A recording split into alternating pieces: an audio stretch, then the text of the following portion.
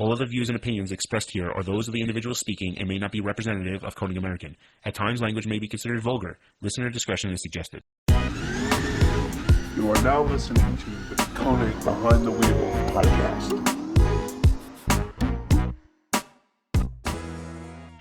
All right, what's going on? I'm Scott from Koenig, and this is Nick from Koenig, and a special guest that's joining us here. This is Daut, also from Koenig. Daut's a newcomer in the sense that he's been here for a few months now, and his relevancy will be more apparent in a few moments. But Daut, podcast Daut. Nice to meet you. So we were having a discussion around the office recently, and Daut is a very Volkswagen Audi guy, right? You're a Euro guy. Euro guy. Yeah, Euro he likes his German cars. Yeah. So we have these random discussions. You might call it hating on him, but that's not what was happening. It's all day, guys. That's kind of what's happening. Yeah. So, I think what's interesting about us, and I think what's cool about us, is that we have a pretty diverse car group in the office. So it allows people coming from all different kind of segments to kind of have a lot of friendly back and forth within the segments. But the good thing about it is that when it comes down to wheels and different things that we do, the one benefit that you get is when we come to products and wheels that we're trying to make. You have all these different opinions going in on. Yeah. Yeah. I don't know what to do with my hands, because if you're on iTunes,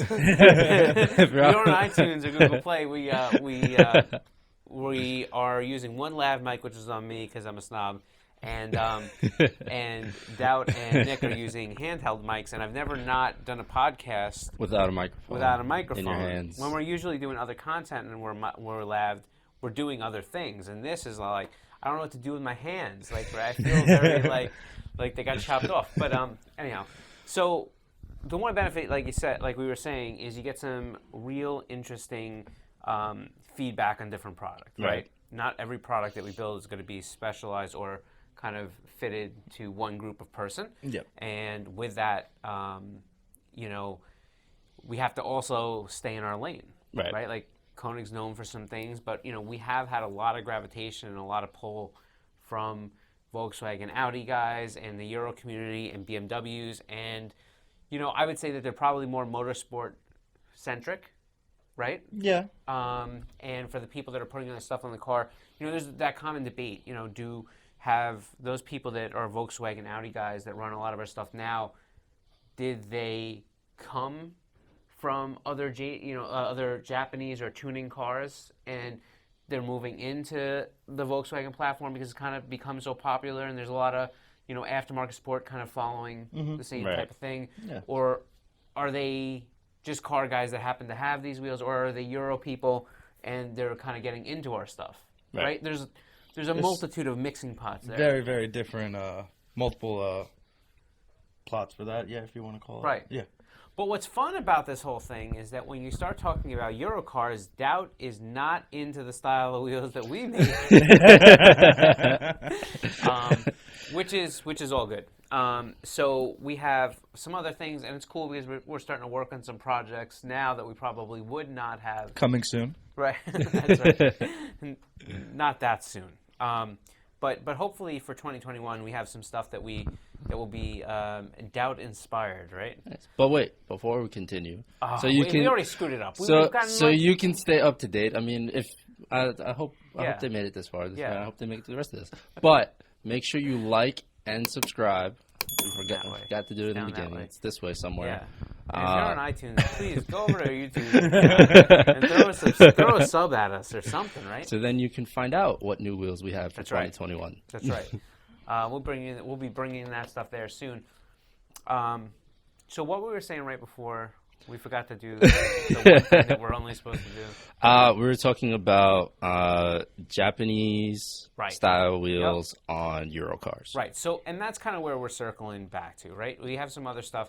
But so one of the debates that came up in the office was, he's a hardcore Euro guy, and the type of wheels that he would put on his car, he puts on his car, to me, they're not in my wheelhouse. I can appreciate that somebody could like that style, but they're not in my wheelhouse. But could you put, like, would you? We were talking about a very popular other brand wheel that I don't. What the hell is it? We were talking about TEs. TE37s. And you were like, oh, I put those on my car. I'm like, wait a minute, stop. Yeah. The guy that just got done basically saying how no, Euros guys do this, they do that, like this, like that. No, they don't want to do that. And he's like, and he's going to go to a hardcore JDM known wheel. Yeah. And I'm like, well. What? That doesn't make any sense to me. And so he's like, well, you can put TEs on You can put them on anything. Yeah, you can put TEs on anything. So here's my thing. The question really comes down to, can you put JDM wheels on Euro cars? Yes. He says yes. But, there's a multitude, and this is something else I think we'll touch on maybe next week. So give us your feedback and your thoughts here. But one of the things that we were talking about that also came into this conversation was about are all JDM wheels from Japan, which is a whole other separate conversation. That'll be a whole nother podcast that we do. Yeah, maybe next week. Coming soon. Right. I'm not sure. Make sure you subscribe. So you don't feel that in the whole premise of all this stuff. I'm not, and I don't want to niche out one type of wheel because there's a lot of wheels that I've seen on different types of Euro cars. I'll even go one far to say, like, it's the same type of people that are putting, hypergrams or ampliforms or whatever it is on their, right? Because it follows that kind of tuning inspiration, right? Yeah. Yeah. So you think that there's totally a crossover there? 100%. If you want to, be outside of the box. But a lot of the Japanese stuff, and I'm not talking about if you look at, which is interesting, if you look at a lot of the Japanese stuff that is around, and maybe not the stuff that you're known for here in the U.S., but if you look at a lot of Japanese stuff, like there's companies like Crimson and stuff like that, the Japanese flavor is a little busy for me, right? And you'll hear, and the people that are about to argue this point, listen, but let's be clear about something, because I'm not talking about like Rays or whatever. The Japanese, there's a lot of other Japanese wheel companies that you don't know. Promise you don't know them. And when you start looking through some of those real hardcore Japanese JDM magazines, some of the wheels are very busy, and not in a derogatory way. It's just not my taste, right? And we didn't really mention this before, but this is all opinionated. Like, it's our opinion. This is not right. calling brand or anything like that. Right, 100%. And you have different views. You got, you have a younger generation Japanese kind of guy. You got somebody that's kind of been, around this stuff for a long time and still has a very, import type of taste. Style. Yeah, I mean, it's evolved. It's different because I'm older. But and then you have somebody that's on the complete opposite side of the fence, and they're in that Euro, Stancy. Yeah. Community. Now, I will say that the one thing that's it's so interesting here. You guys talk about the office because you guys debate back and forth. Because Scott is super functional, and 100%. Daut is super form. I'm sorry. I love hearing you guys go back and forth all day about. Yeah, and there's plenty of arguments. Plenty of arguments that we can talk about. And maybe there'll be a podcast at some point. But it's true. We debate about different things. I think that some of the fitment that some of his crew. No, that's not right. I'm putting the wrong thing. But a lot of the people that follow the same kind of taste and flavor you do. Yeah. Like, don't fit the car. But you make it fit. I understand. When there's a will, there's a way. That's how we look at it. That's the way to. That's the mindset that we go behind. When I hear this guy say that, you know what comes to my mind? Back in the day, I remember. So we're going back to the late '90s, 2000, right? Mm-hmm. I remember that at that time, a 17x8 wheel was a lot of wheel. It was a lot of wheel back then. Yeah. I mean, width-wise, right? And then when people started putting people started putting 8.5s or even trying to push 9s on the front of some of these cars, there was a lot of wheels. So I remember our version of making it work was literally putting grip tape around a baseball bat, finding and we used to like cut the edge of the bat off and then use the taper to kind of pull the fender. There'd be like 3 of us trying to roll one fender. We'd have like this bat in there. Don't do this, by the way. Do not do this. Do not. And we would kind of like put it in reverse or whatever. And there's some really funny. The best is like when you're doing it and like it just goes wrong and you hear like. Yeah. It's like the paint crack or your quarters cracked, or I mean, look, if you have fiberglass, it's screwed. And it's so primitive, but there was this point at where if you had done a few of these things or enough of these things, you started to figure out how to do it without messing it up. There was a little bit of a science to it, but or get it better, right? But I mean, there's some really funny videos on the internet of people doing it. The bat breaks in half, and then it's stuck in the thing, and the quarter is just getting anyhow. The bat pops out. My favorite trick is the magazine or phone book trick. Yeah, it's only if you have air though, but like you slide a magazine or something a little thick under there and air out, and it kind of pushes out the fender a little bit. Don't do. Well, I mean, you could lift the car and you got the jack. Well, anyways, don't do anything we just mentioned. No, not one thing, please. Nothing. So let's go back to this original topic. So you think that's totally within the realm, 100%. So now I would go on and say that there's a stark difference in product, right? Mm-hmm. Like the stuff that you tend to like on your car is very monoblock looking. It's very full looking. Mm-hmm. It's got a lot of busyness, a lot of stuff going on in a wheel design. 100%, yeah, I do. And I would argue that the wheels that you're saying, we're talking about those JDM wheels that could go on some of these cars, are polar opposite in the way that a lot of them are so clean. Yes, you are right. So what makes it okay? No, that's not the right word. Anybody, and that's the thing. The one thing we are good about it, and you've known this if you're watching these podcasts, is that we're car people, right? So anything out there, it doesn't matter what rhyme or reason. Like we're not ever knocking. We're just voicing our own opinions. But truth is, like, if you're into cars and you like we're down for that. Like that's the big piece. We're just friendly bantering, right? Right. But so how do you as a Euro guy that has such stark difference in taste go from one to the other? Reason being is because when you go to all these shows, when you go to all the Volkswagen shows and Audi shows, you start to see the same thing over and over and over again. Sure. Now, don't get me wrong. I'm going to say this, and you guys will probably have a lot of hate comments on this. The BBS RS. Every Volkswagen guy I know, they go and put those on their car. And honestly, I've been to shows where I could put 15 of them in a row, and they all have the same wheels. Yeah. It bores me. Right. That's why I think by bringing a little bit of JDM flavor into it, it does create a difference. It's changes like, it a little bit. That guy, I've never seen those wheels on that car before. Yeah. But so let's go one step around here. Okay. So first off, I would argue that the whole thing about going to a show and seeing the same wheels on a bunch of different cars would be true in any segment, not just the Euro segment. Yes, no, of course. Any segment it will be true, yes. Because I would argue that if you go to like a Wakefest or any one of those, that you walk through and you may see, a bunch of this wheel or a bunch of that wheel. I don't want to get into calling out specific names, not because I'm worried about talking about other brands, but because I don't want to put a stigma in somebody's head that we're against one style or another. It's not about that. But so I would go as far to say that you could. Like it can happen with other cars. Like you can see other cars with like the exact 100%. You can go out there and see 10 red Civics, and they can all be running the same wheels, right? 100%. But there's a totally different look between. So no, all right. Let's go another direction. How do you think it's widely received within the Euro community if you take a JDM wheel and put it on the car? Is it about does the fitment outrank the wheel style, or does the wheel style outrank the fitment? Ooh, that's a tough one. Fitment is always key. As long as it fits, as long as it look good, that's the main objective here. But the wheel has to flow with the car as well. It can't be just any random JDM wheel thrown on a Euro car. It does come down to the style has to go with the car. Style has to go with the car. But it's also one of those things, it's like you don't see it very often.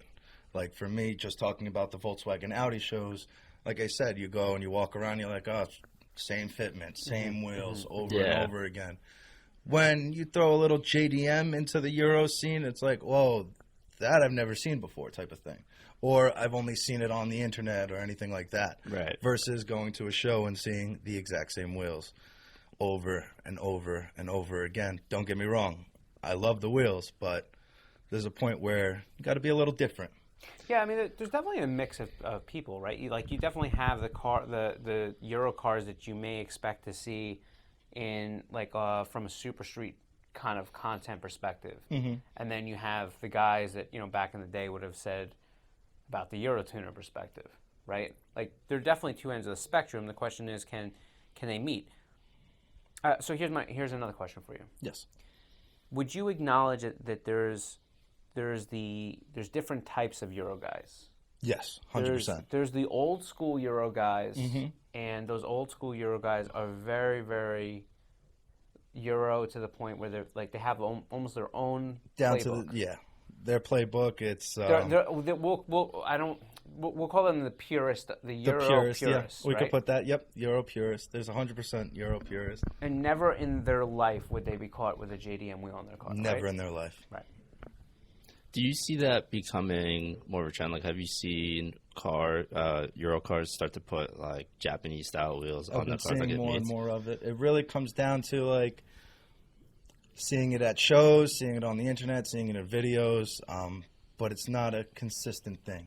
It's very rare. So you don't think it's becoming like more popular? It is, yeah. Yeah. Little by little, it's getting there. It's getting a little. But is it because of the wheel designs themselves, or is it because of that desire to, all right, everybody's running these wheels The now, desire to be different a bit. I need to come up Okay. with It's the something desire different. to be different. Okay. Right. The desire to be different from, like for me, for instance, driving up to a show, I don't want to have the same wheels as anybody. But here's the thing. This is going to be tough because I can't. It's impossible because It's- the wheels it's that so you hard. want, the wheels that you It constantly is. want, everybody else has. Yeah. Yes and no. Yes, you might have seen it online, but like sometimes you can roll up to a show and be the only one with it. the only one All with right, them. that's fair. That's fair. So all right. So that brings us to a point where you would say, a lot of times wheels that get super hype, that are everywhere all over online, are not the wheels that people are actually putting on their cars.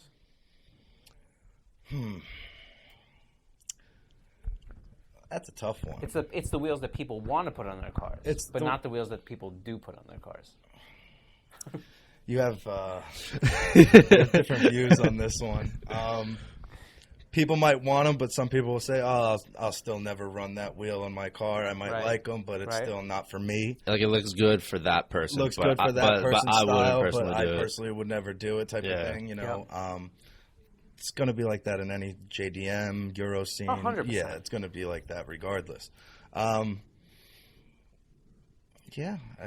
Listen, it's the same thing. Like, we get people all the time, and if you go through our comment section, whether it be on Instagram or YouTube or Facebook or whatever it is, you will see people that will say, if you would just make this wheel in this color or this fitment, whatever, everybody will buy them. Everybody will buy them. we hear that a lot. Right? And so you've been here. Oh, I'll tell you what's even more funny.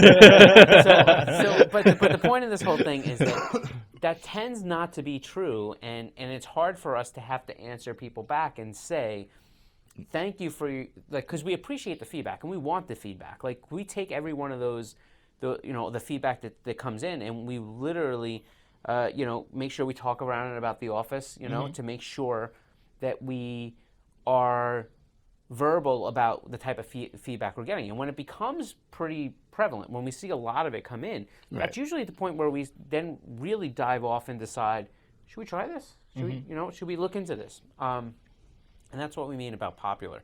But there's plenty of people that send messages in all day long. Yeah. And they're like, well, if you would just build this 17 by 14 at 12 offset, like everybody would buy them. Everybody would buy them.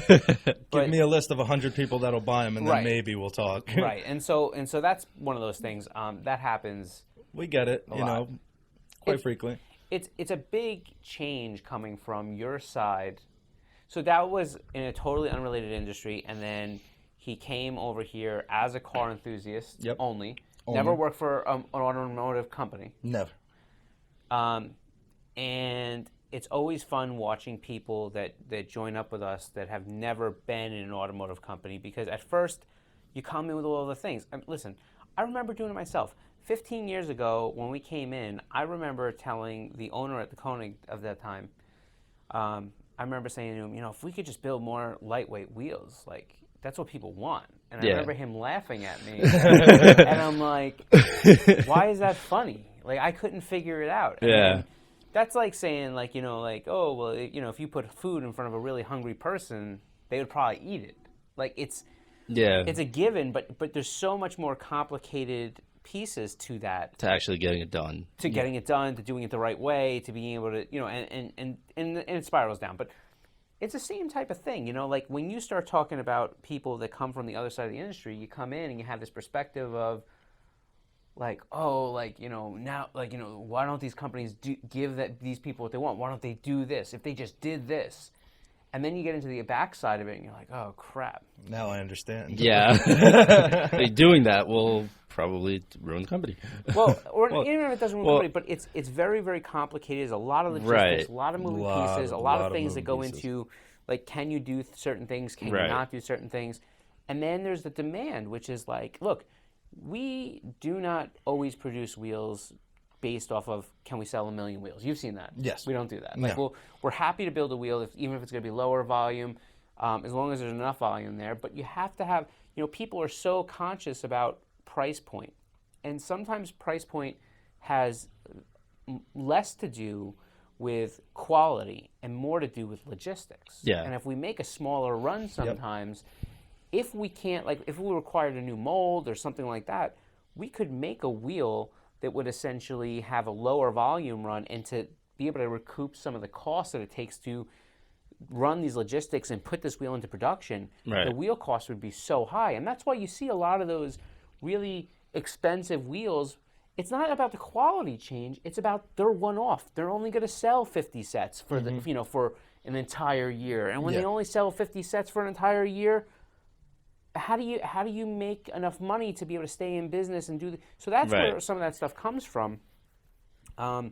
So that becomes a lot of the logistics, but there's a lot, and there's a ton more examples. Oh, there's a ton about that. Specific colors, fitments, which is always, there's a lot of there's a lot going on that it kind of makes it. I hate to use the word impossible. Everything is possible, but it's not. It makes it harder to do to keep the wheels at a certain price point. Yeah. Right, for us. And that's why there's a lot of things that we, people say, oh, will you build forged wheels? Will you do this? And the answer isn't that we can't. We do. And because we do private label for some other companies and different things, we may already do that for somebody else. Yeah. But it becomes a choice within our company what we choose to do and what we think kind of fits with our brand and different things. And we do gravitate, we do change, and we do build things that are a little outside the realm. And sometimes we test the waters and we're right. Sometimes we test the waters and we're wrong. Can't always be right. Right. Sometimes we get stuck in the hype, just like you. You say, oh, everybody's got to build this wheel. And we're like, yeah, like we see it too. And then we make it and everybody's like, it's awesome. I just wouldn't put it on my car.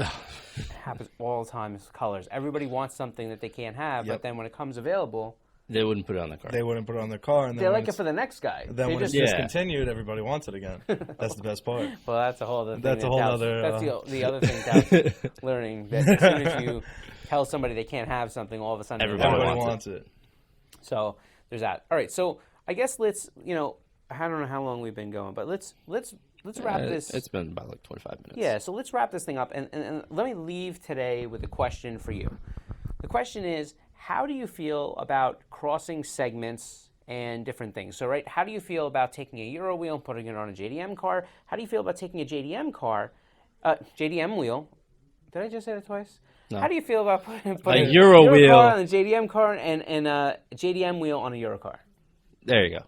Yep. I got it. I think that was it. So there's plenty of other segments too. So if you have any other thoughts about different segments and crossing and what's your thoughts? I mean, do you feel that fitment is over style? Do you think style's over fitment? You know, where would you err on how that goes? We'll have another day where we beat Daut up here for the fitment that he uses on his cars. Well, maybe you will. I kind of like the. Yeah, it's not that I don't like it. It's just not your style. It's okay. That's all right. It's not that I don't like the look of it. I just think at some point you don't like the function of it. Is what you don't like. Yeah, or the lack thereof. Like, listen, why have a 7? Why have a 10-inch wide wheel when you're going to put a tire on the car that's only going to be 7 inches of contact patch? Because it looks great. There you go. All right. Well, my head's gonna hurt. I think put an animation of your head just exploding with it. We have some other content coming your way. Hopefully Friday we have continued the streak. If not, then we're very sorry. But no, we'll have something up. Something's going up Friday. We just don't know what. Right. Yet. So that's our big thing right now. If you're listening to iTunes or Google Play, every Friday we're trying to put out a new piece of content. Right. Wednesdays, we're putting out the podcast that you see here. And at 3 p.m., we go live. So if you're watching this before 3 p.m., tune in on our Instagram and Facebook because we'll be going live answering your guys' questions. So every Wednesday, 3 p.m., we go live on Facebook and Instagram. Right. And we answer questions. We talk about car stuff. So whatever you have, feel free to join in. Come hang out with us. And I don't know. I guess that's about it. Make sure you stay tuned to Friday. If you have not already done so, please like this video and subscribe, and we will catch you next time. Take care.